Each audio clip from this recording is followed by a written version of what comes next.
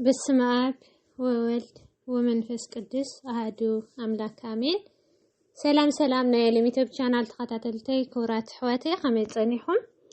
ሽምባር ብዝሓለፈ መጽሓፈ ምሳሌ ምዕራፍ 18 ምዕራፍ 19 ሒዘልኩም ቀሪበ ነይረ። ሎማዓልቲ ከዓ መጽሓፈ ምሳሌ ምዕራፍ 21ን ሒዘልኩም ቀሪበ ኣለኹ። ናብኡ ከብለኩም።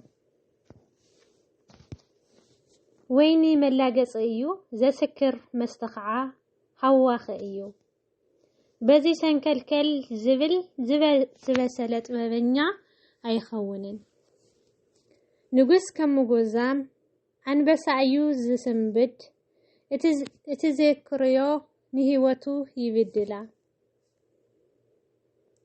ንሰብ ካብ ቀያቃ ምርሓቅ ክብረት እዩ። ዓሻ ግና ዘሊሉ ያእትዎ ሓካይ ብምኽንያት ቁሪ ኣይሓርስን። ብጊዜ ቀውዒ ይልምን እሞ ገለኳ ኣይረክብን። ምኽሪ ኣብ ልቢ ሰብ ከም ጥልቂ ማይ እዩ። በዓል ኣእምሮ ግና ይቀድሖ። ርኅራኄኦም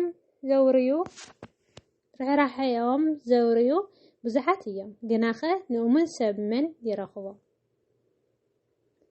ብንጽህናኡ ዝመላለስ ጻድቕሲ ብድሕሪኡ ውላዱ ብሩኻት እዮም።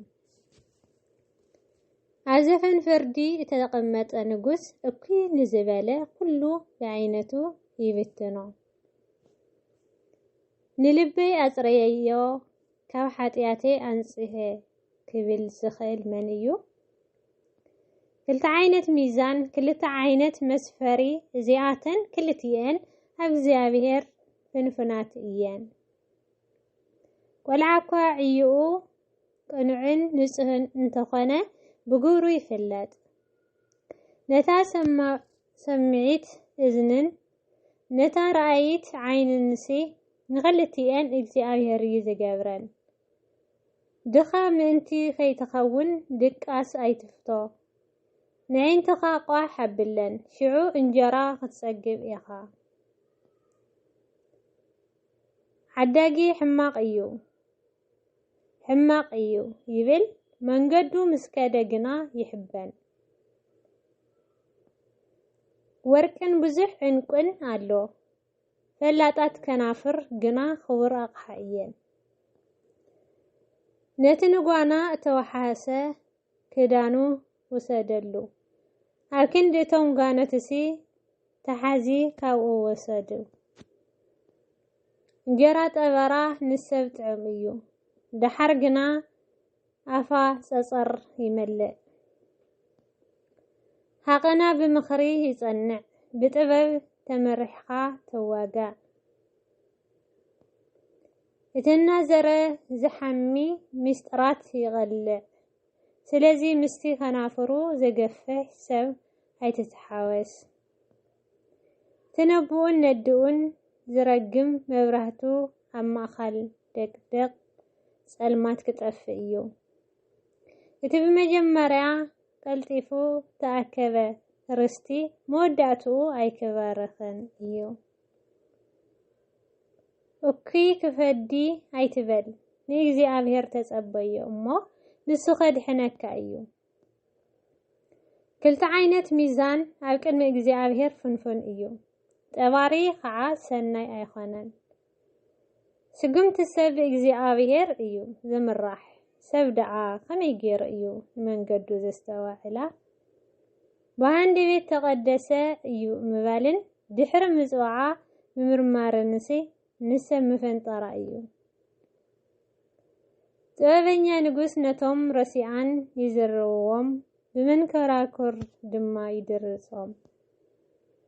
መብራህቲ እግዚአብሔር መንፈስ ሰብ እዩ። ንሱ ንብዘሎ ወሻጠ ልቢ ይምርምሮ። ምሕረትን ሓቅን ንንጉስ ይሕልወኦ። ንሱ ብምሕረት ንዝፋኑ የጽንዖ። ሓይሊ ንመንእሰይ ክብረት እዩ። ንኣረገውቲ ከዓ ሸበቶም ሽልማቶም እዩ። ሰመርመር ዝብል ስምራት ካብ ክፍኣት የጽሪ።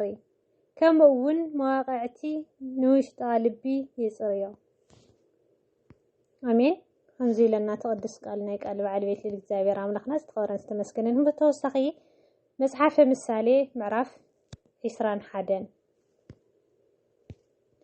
ልብ ንጉስ ኣብ ኢድ እግዚአብሔር ከም ወሓዚ ማይ እዩ ንሱ ናብ ዝደለዮ ይምልሶ ሰብሲ ኩሉ መንገዱ ኣብ ቅድሚ ዓይኑ ቅኑዕ ይመስሎ ግናኸ እግዚአብሔር እዩ ልቢ ዝመዝን እግዚአብሔር ካብ መስዋዕትስ ጸድቅን ቅንዕናን ምግባር እዩ ዝፈቱ ኩርዓት ዓይንትን ንፋሕ ልብን ሓጢያት እዩ ንሱ ከዓ መብራህቲ ረሲያን እዩ ሓቀና ትጉህ ናብ ረብሓ يبصح اتزهوخ زبله جنا ናብ ስእነት ጥራሕ ይህወኽ እቲ በሐሳዊት መልሐስ ተአከበ መዝገብ ወኒኑ ዝጠፍእ ናብ መጻዲያ ሞትከዓ ይወድቕ ቅንዕና ምግባር ኣብዮም እዮም እሞ ነቶም ረሲኣንሲ ግፍዖም ጠፋኣቶም እዩ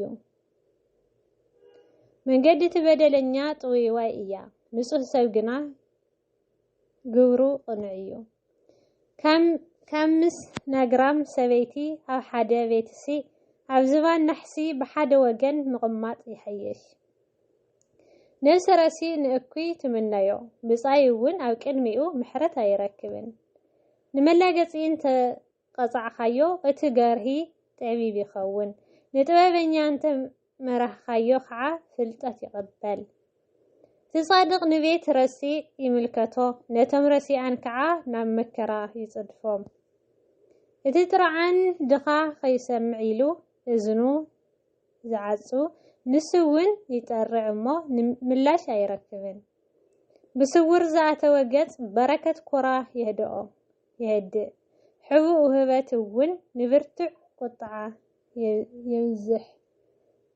يزحلو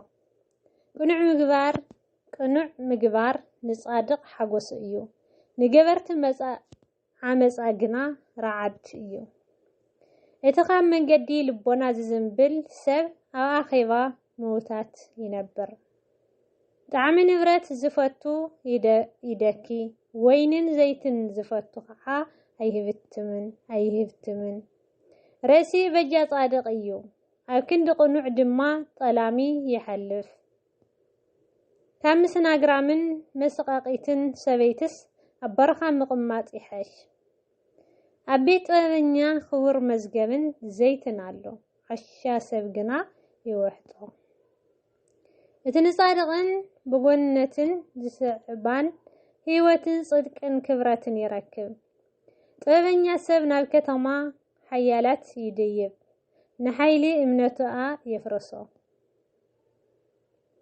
اتعافن ملحسون زحلو سب ننفسو كاب صبابا يحلوا عبين كروعن سب ملاقص ايو سمو نسو بناي تعبيت قطعاه يقبر حكا يقداو حياي يا ين امو تمنيتو يغسلو ولو معالتي بهرفانن زمنا قالو صادق قنا يهب هيخيلن قاعه مسوات التوم رسيان فنفن ايو منادا اقوا بوكي حساب انت اغربو حساوي مسكر يطف زسمع سبقنا كل جزي كزارب يفقدلو رسي سبقس درقنا يرئي صادق قنا منقدو يصنع ጥበብ ወይስ አእምሮ ወይስ ምኽሪ ንእግዚአብሔር ዝቃወም የልቦን ፈረስ ንመዓልቲ ውግእ ተዳልዩ አሎ ሰዓሬት ግና ከእግዚአብሔር እዩ አሜን